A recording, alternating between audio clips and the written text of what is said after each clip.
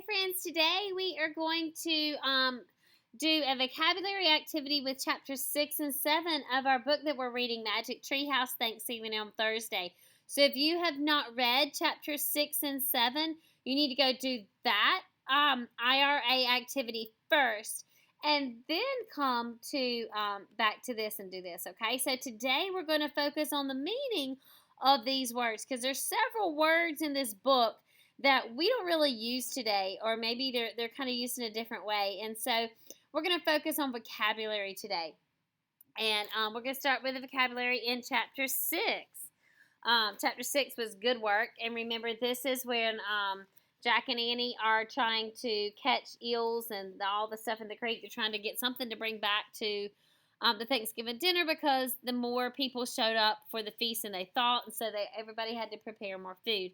Okay, so our first word is relieved. Relieved. Say that with me. Relieved.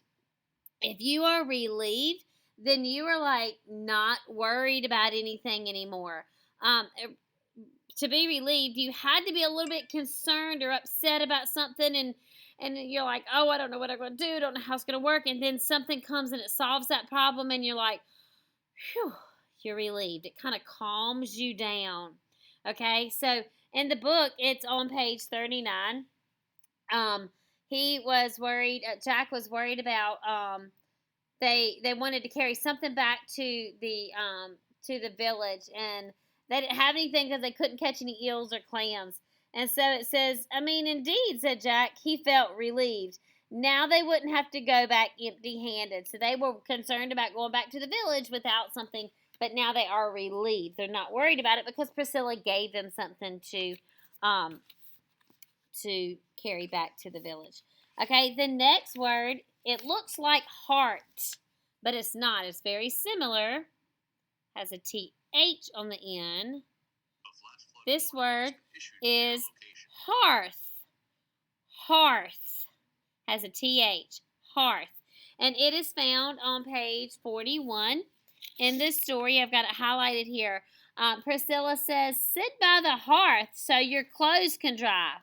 Where's the hearth? Annie asked, looking around.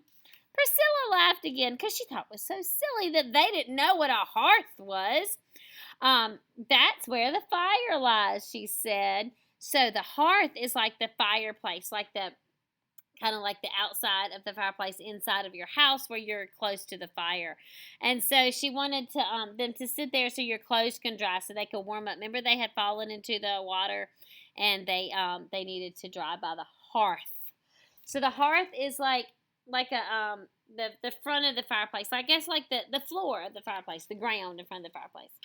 Okay. Next words come together in the story. This one is roots.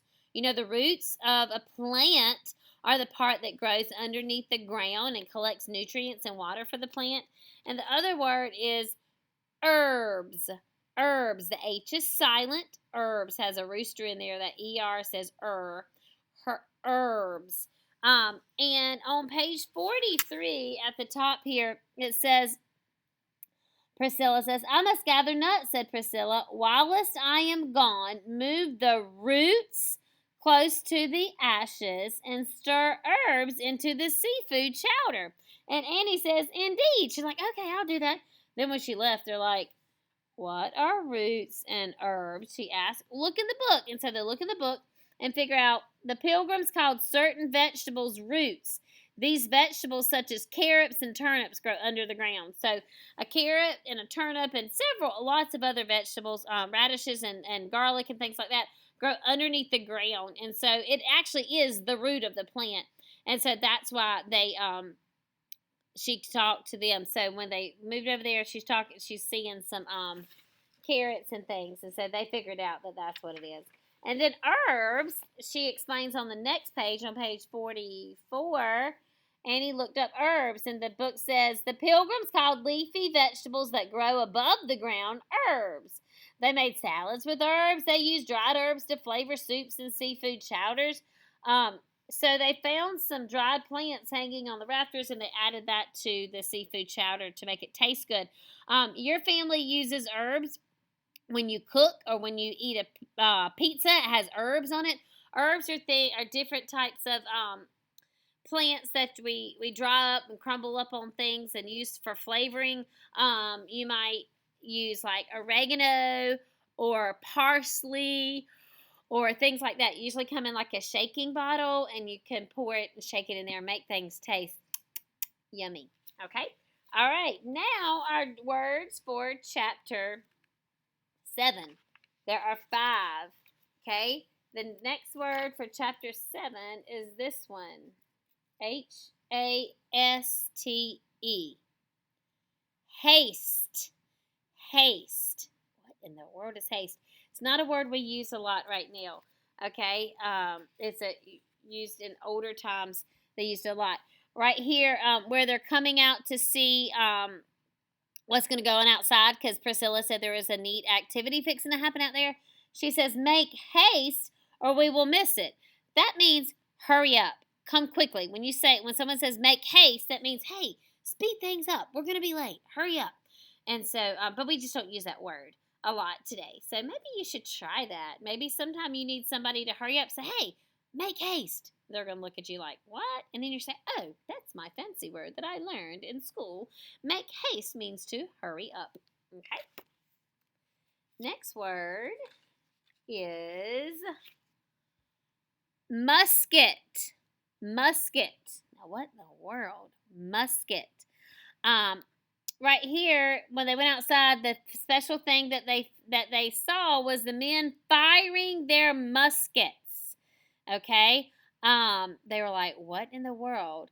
Now, the long guns are called muskets. When they shot their guns, a gun is called a musket, which is also called arms. Okay? So that's why he thought they were exercising their arms on their body, but actually he realizes here, so exercising arms means firing muskets, and a musket is a gun. Okay? So many words and language have changed since that time period. Okay, the next word is kind of a gross word, but they don't use it in a gross word. So maybe that's why we call it that today. I don't know. Next word is spit. Spit. But they're not using spit like the moisture that's in our mouth when you spit something out or something comes out of your mouth, or the wet stuff that's in your mouth.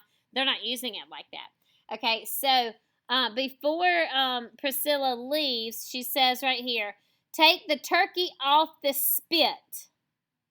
I hope the turkey's not sitting on a pile of somebody's saliva. That would just be nasty. I don't want that turkey. But that's not what it is. Spit in this case is it's an iron rod, and I've got a picture of it. Let's see. I think I'm back here. Hold on. Oh, hold on. Let me get to the right page. Well,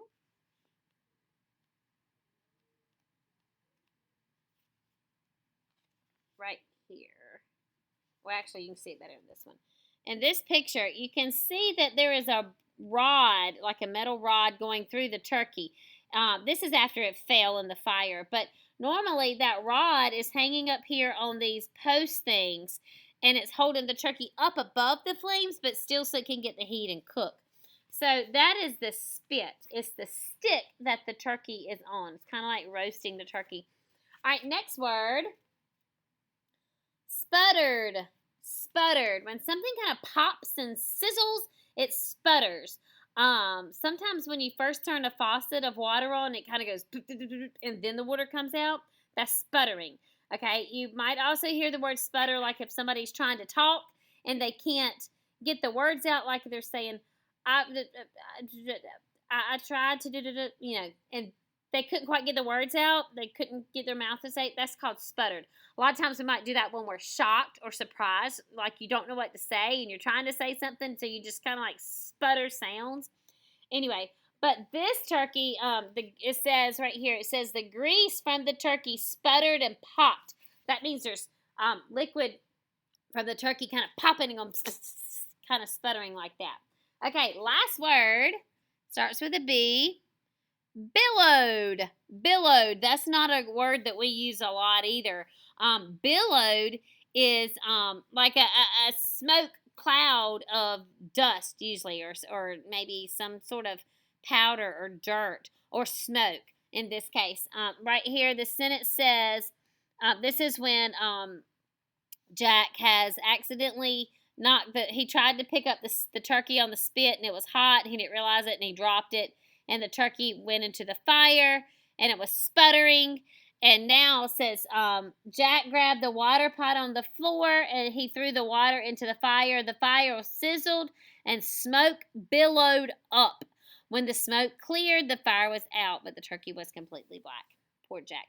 But billowed is like that big puff of smoke. If somebody's burning something outside, even far away, you could see the smoke billowing up. It's like a cloud or a puff of something. You could be smoke or dust, anything like that in the air. Okay, so on your seesaw, you're just going to have the vocabulary activities today, just like we have been doing. So you need to go and you're just going to write the letter over here, okay? Just the letter. And it tells you the page number of each word. So if you want to go back and look, you can find it. What I would do is I would read the definition or the description and then decide the word. Like, for example, A. We'll do that together. A pointed rod for holding meat. A pointed rod for holding meat. Well, think about that in the story. They had a turkey on that metal rod. Remember, Jack tried to move it because Priscilla told him to get it off of that thing and figure out what it is. What is that thing called? Spit. Yeah, this spit doesn't mean like spit from our mouth. So besides spit, you would just write letter A. So write spit, write an A right there, and that's all you'd have to do. So, can't wait to see your work.